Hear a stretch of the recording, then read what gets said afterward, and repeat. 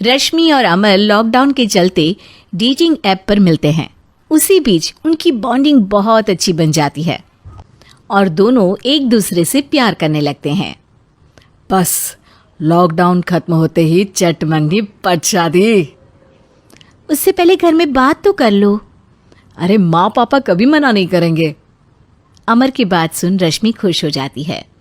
ऐसे ही दिन बीतते हैं और देखते ही देखते लॉकडाउन खुल जाता है, जिसके अगले ही दिन अमर अपने परिवार के साथ रिश्ता लेकर रश्मि के घर पहुंच जाता है।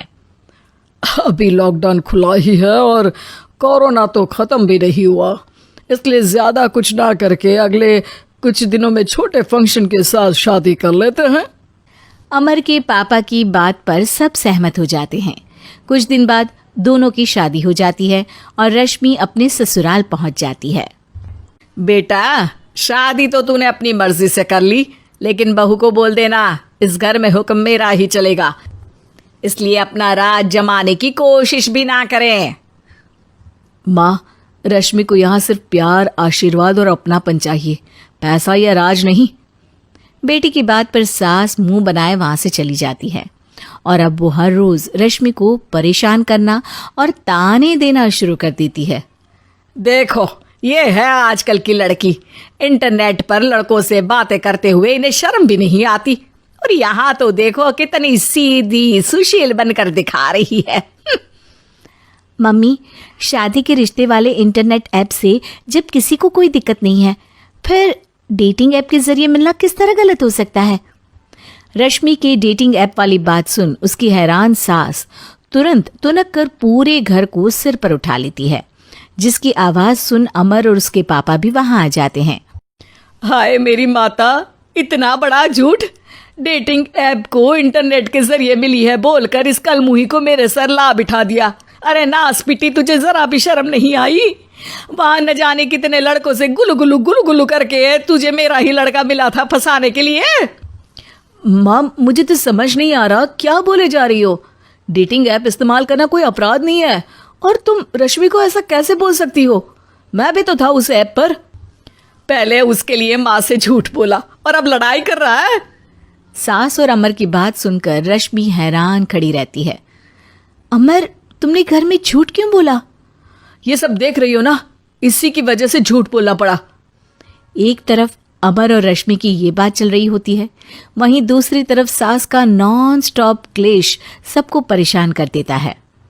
सब एकदम चुप, जो हुआ सो हुआ, अब मुझे कुछ ना सुनाई दे। पति की बात सुन सास चुप होकर वहां से चली जाती है, लेकिन अब वो रश्मि के सिर दुनिया भर के सारे काम डालकर उसका जीना पहले से भी ज्यादा मुश्किल कर देती है। मम्मी, मैं आपका गुस्सा समझ सकती हूँ, आपको जो करना है कर लीजिए, मैं कभी कुछ नहीं बोलूंगी। उम्मीद है किसी दिन तो आपका गुस्सा शांत होगा और नफरत प्यार में बदलेगी। रश्मि की अच्छाई को उसका नाटक समझकर सास गुस्से के 7वें आसमान पर चढ़ जाती है और उसी शाम रश्मि को नीचा दिखाने के लिए अपनी सहेलियों को घर बुलाकर उसकी बुराइयां करने लगती है। अरे कौशल्या, क्या बताऊं, आजकल के बच्चे ना बहुत एडवांस हो गए हैं। पहले रिश्ते घर परिवार वाले सब देख परख के कराते थे, और अब ये लोग खुद न जाने कहाँ कहाँ मिलकर खुद ही सब कुछ पक्का करके हमें बता देते हैं। लड़की का कैसा दिन धर्म, कैसा ईमान, कैसा चरित्र कुछ नहीं पता, बस प्यार किया और घर लाकर बिठा देते हैं। अरे ऐसा क्यों बोलती हो? आजकल बच्चे अपने आप में बहुत समझदार हो गए हैं, और फिर पूरी जिंदगी तो उन दोनों को ही साथ निभानी है। अपनी पसंद से शादी कर भी ले तो क्या दिक्कत, तू ही देख ले, पहले इतना अच्छा बेटा और अब सोने पर सुहागे जैसी सर्वगुण संपन्न बहू।